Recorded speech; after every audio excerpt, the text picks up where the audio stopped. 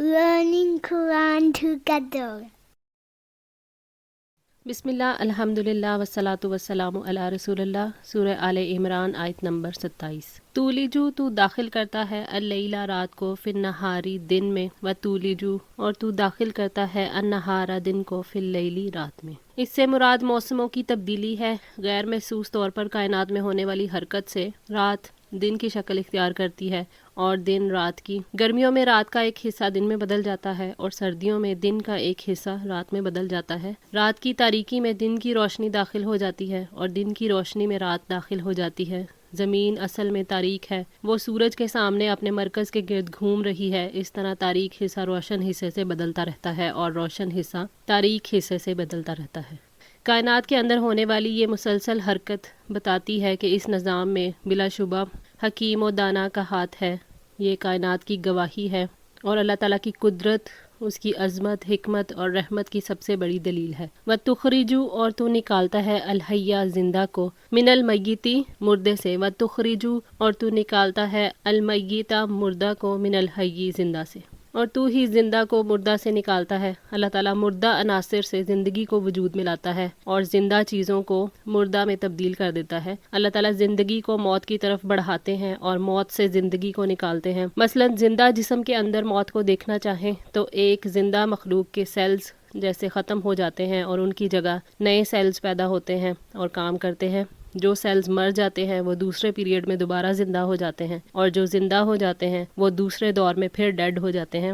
اسی طرح اللہ تعالیٰ نطفہ سے انسان کو اور انسان سے نطفہ پیدا کرتے ہیں۔ اللہ تعالیٰ کافر سے مومن اور مومن سے کافر پیدا کرتے ہیں۔ اللہ تعالیٰ زندہ کو مردہ سے نکالتا ہے، جیسے چوزے کو انڈے سے نکالتا ہے، پرندے کو انڈے سے نکالتا ہے، درخت کو بیج سے نکالتا ہے۔ وَتُخْرِجُ الْمَيِّتَ مِنَ الْحَيِّ اور تو ہی مردہ کو زندہ سے نکالتا ہے، جیسے پرندے سے انڈا، درخت سے گٹھلی اور مومن سے کافر وغیرہ۔ یہ اللہ تعالیٰ کی قدرت کی سب سے بڑی دلیل ہے۔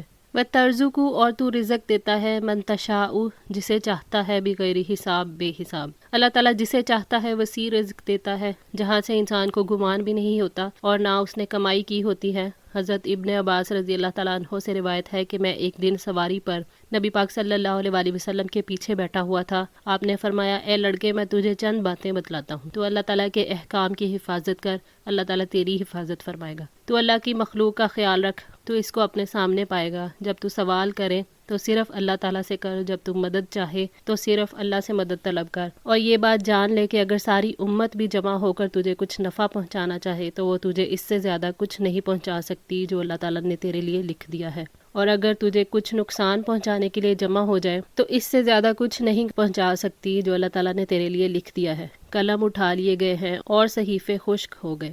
جامع ترمذی 2516۔ اللہ تعالیٰ ہی رازق ہے، اسی کا ہر چیز پر اختیار ہے۔ لا یتخذی نہ بنائے المؤمنون مومن الکافرین اولیاء کافروں کو دوست من دون المؤمنین مومنوں کے سوا۔ اللہ تعالیٰ نے مومنوں کو کافروں سے دوستی کرنے سے روکا ہے کہ ان سے محبت رکھے، نہ ان کی مدد کرے، نہ مسلمانوں کے معاملات میں ان سے مدد لے۔ مومن سارے انسانوں کے ساتھ نیکی اور عدل کا سلوک کرنے کا پابند ہے۔ اس میں مسلمان اور غیر مسلم کی تفریق نہیں ہے۔ غیر مسلم اللہ تعالیٰ کے دشمن ہیں۔ اللہ سے محبت رکھنے والا اس کے دشمن سے دوستی کیسے رکھ سکتا ہے؟ جب غیر مسلموں سے دوستی مسلمانوں کے مفادات کی قیمت پر ہو تو ایسی دوستی مسلمانوں کے لیے جائز نہیں ہے۔ وَمَن يَفْعَلْ ذَلِكَ اور جو ایسا کرے گا فَلَيْسَ تو نہیں ہے وہ من اللہ اللہ سے فی شیء کسی چیز میں۔ اللہ تعالیٰ نے مسلمانوں کو وارننگ کی ہے کہ کافروں سے دوستی کرنے والے کا اللہ تعالیٰ سے کوئی تعلق نہیں۔ اس کا مطلب یہ ہے کہ غیر مسلموں سے دوستی کرنے والا اللہ کے نزدیک کچھ نہیں، وہ اللہ تعالیٰ سے کٹ گیا ہے، اس کا اللہ کے دین میں کوئی حصہ نہیں،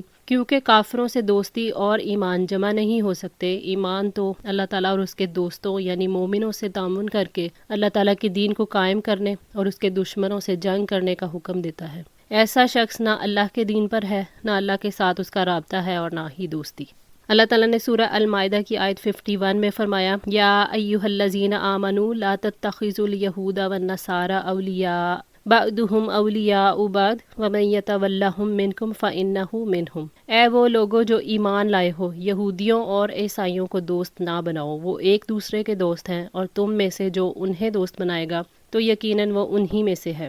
الا ان تتقوا مگر یہ کہ تم بچو منہم ان سے تقاتن بچنا، یعنی بچاؤ کی تدبیر کے طور پر کسی مسلمان کو غیر مسلم گروپ سے ظاہری طور پر وقتی تعلق قائم کرنا پڑے تو کوئی حرج نہیں۔ اللہ تعالیٰ نیت کو دیکھتا ہے، اگر اللہ کا خوف موجود ہو، اسے حساب دینے کا پورا احساس ہو تو اس کی طرف سے پھر پکڑ نہیں ہوگی۔ وہ مسلمان جو کسی کافر حکومت میں رہتے ہیں اور اگر حکومتی شر سے بچ سکتے ہوں تو ظاہری طور پر دوستی کا اظہار کیا جا سکتا ہے۔ اللہ تعالیٰ نے سورہ الممتحنہ کی آیت 1 میں فرمایا یا ایھا الذین آمنوا لا تتخذوا عدوی وعدوکم اولیاء تلقون الیہم بالمودۃ وقد کفروا بما جاءکم من الحق، اے وہ لوگوں جو ایمان لائے ہو، میرے دشمنوں اور اپنے دشمنوں کو دوست مت بناؤ، تم ان کے پاس دوستی کا پیغام بھیجتے ہو حالانکہ جو حق تمہارے پاس آیا ہے یقیناً انہوں نے اس کا انکار کیا ہے۔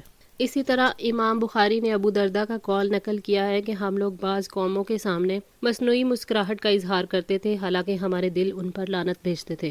صحیح بخاری کتاب الادب 82۔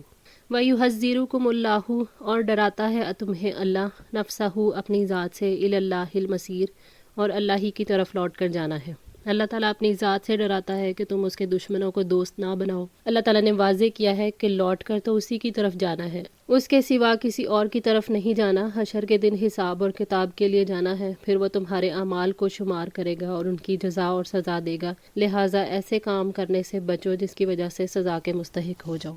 کل آپ کہہ دو ان تخفو اگر تم چھپاؤ ما فی صدورکم جو تمہارے سینوں میں ہے، او تبدو یا تم ظاہر کرو انہیں، یعلمہ اللہ جانتا ہے اللہ اسے۔ اللہ تعالیٰ نے اپنے علم کی وسعت کے بارے میں واضح فرمایا ہے کہ جو تمہارے سینوں میں ہے تم اسے چھپاؤ یا ظاہر کرو، اللہ تعالیٰ اسے جانتا ہے۔ اللہ سے کسی انسان کی کوئی بات چھپی ہوئی نہیں ہے، خواہ وہ اعلانیہ کی گئی ہو یا چھپ کر۔ اللہ تعالیٰ نے اپنے خوف کے ذریعے توجہ دلائی ہے کہ اس کے انتقام سے اپنے آپ کو بچاؤ۔ اس کے پاس علم کے ایسے ذرائع ہیں کہ اس سے بچ کر تم کہیں نہیں جا سکتے۔ اس میں اشارہ ہے کہ دلوں کو پاک رکھنا چاہیے، ہر وقت اللہ تعالیٰ کے علم کو ذہن میں رکھنا چاہیے۔ اس کے نتیجے میں انسان اپنی سوچ کو ایسے کاموں میں پھر مشغول کر لیتا ہے جن سے اللہ تعالیٰ کا قرب حاصل ہو، جیسے قرآن مجید کی کسی آیت یا نبی پاک صلی اللہ علیہ وآلہ وسلم کی کسی حدیث پر غور و فکر کرنا، یا ایسے علم کو سمجھنے کی کوشش کرنا جس میں اسے فائدہ ہو، یا اللہ کی مخلوق یا اس کی نعمتوں کے بارے میں سوچنا، یا اللہ کے بندوں کی بھلائی کے کسی کام کے لیے سوچنا۔ وَيَعْلَمُ اور وہ جانتا ہے مَا فِی السَّمَاوَاتِ وَمَا فِی الْأَرْضِ جو کچھ زمینوں اور آسمان میں ہے۔ اللہ تعالیٰ نے اپنے علم کی وسعت کے بارے میں بتایا ہے کہ وہ زمین اور آسمان کی تمام چیزوں کا علم رکھتا ہے۔ واللہ اور اللہ علی کل شیء قدیر ہر چیز پر پوری طرح قدرت رکھنے والا ہے۔ بے شک اللہ تعالیٰ اپنے علم سے ہر چیز پر پوری قدرت رکھتا ہے۔ یوما جس دن تجدو پالے گا کلو نفس ہر نفس ما عملت جو اس نے عمل کیا من خیرن نیکی میں سے محضرن حاضر کیا ہوا وما عملت اور جو اس نے عمل کیا من سوء برائی میں سے، یعنی ایک دن ایسا آئے گا جب امتحان کا پردہ ہٹ جائے گا اور انسان اپنے اعمال کے سرمایے کے سامنے کھڑا ہوگا۔ اس سے مراد ہے کہ اس کی نیکیاں مکمل طور پر محفوظ ہوگی، ان میں ذرا بھی کمی نہیں آئے گی۔ اللہ تعالیٰ نے فرمایا فَمَن يَعْمَلْ مِثْقَالَ ذَرَّةٍ خَيْرًا يَرَهُ پھر جس نے ذرہ برابر نیکی کی ہوگی وہ اس کو دیکھ لے گا۔ سورہ الزلزال آیت 7۔ خیر میں اللہ تعالیٰ کے قریب کرنے والا ہر نیک عمل شامل ہے، چاہے وہ چھوٹا ہو یا بڑا۔ وما عملت من سوء اور اس کی برائیاں بھی اسی طرح محفوظ ہوں گی، یعنی اللہ تعالیٰ کو ناراض کرنے والا ہر چھوٹا بڑا عمل اس میں شامل ہے۔ تودو وہ چاہے گا لو انا بینہا کاش اس کے درمیان و بینہ اور درمیان اس کی برائی کے آمدن فاصلہ ہوتا بعیدن دور کا۔ اس دن بے انتہا افسوس اور شدید غم کی وجہ سے انسان تمنا کرے گا کہ کاش اس کے اور اس کی برائیوں کے درمیان میں بہت دور کا فاصلہ ہوتا۔ وہ منظر اتنا ہولناک ہوگا کہ انسان چاہے گا جو چیزیں دنیا میں اس کے لیے لذت کا سامان بنی ہوئی تھی اس سے دور ہو جائیں۔ انسان خواہش کرے گا کہ کاش یہ دن نہ آتا، لیکن وہ آ گیا، انسان پکڑا گیا، اب کوئی چھٹکارا نہیں، اب کوئی جائے فرار نہیں۔ اللہ تعالیٰ نے فرمایا یومئذ یود الذین کفروا وعصوا الرسول لو تسوی بہم الارض جس دن وہ لوگ جنہوں نے کفر کیا اور رسول کی نافرمانی کی تمنا کریں گے کہ کاش ان پر زمین برابر کر دی جائے۔ سورہ النساء آیت 42۔ لیکن آج گناہوں کو چھوڑ دینا ممکن ہے، اس لیے انہیں آج سے ہی چھوڑنا ہے۔ وَيُحَذِّرُكُمُ اللَّهُ، اور اللہ تعالیٰ ڈرا رہا ہے نفسہ اپنی ذات سے، اللہ تعالیٰ اپنے عذاب سے ڈراتا ہے تاکہ لوگ اس کی نافرمانی سے بچیں، ورنہ اس دن انسان کہے گا یا حسرتی علی ما فرطت فی جنب اللہ، ہائے افسوس اس کوتاہی پر جو میں نے اللہ تعالیٰ کی جناب میں کی۔ سورہ زمر آیت 56۔ وَيَوْمَ يَعَضُّ الظَّالِمُ عَلَى يَدَيْهِ يَقُولُ يَا لَيْتَنِي اتَّخَذْتُ مَعَ الرَّسُولِ سَبِيلًا یا وَيْلَتَىٰ لَيْتَنِي لَمْ أَتَّخِذْ فُلَانًا خَلِيلًا، اور جس دن ظالم اپنے ہاتھوں کو چبائے گا اور وہ کہے گا اے کاش کہ میں رسول کے ساتھ ہدایت کا کچھ راستہ اختیار کرتا، ہائے میری بربادی، کاش میں فلاں شخص کو دلی دوست نہ بناتا۔ سورہ الفرقان آیت 27-28۔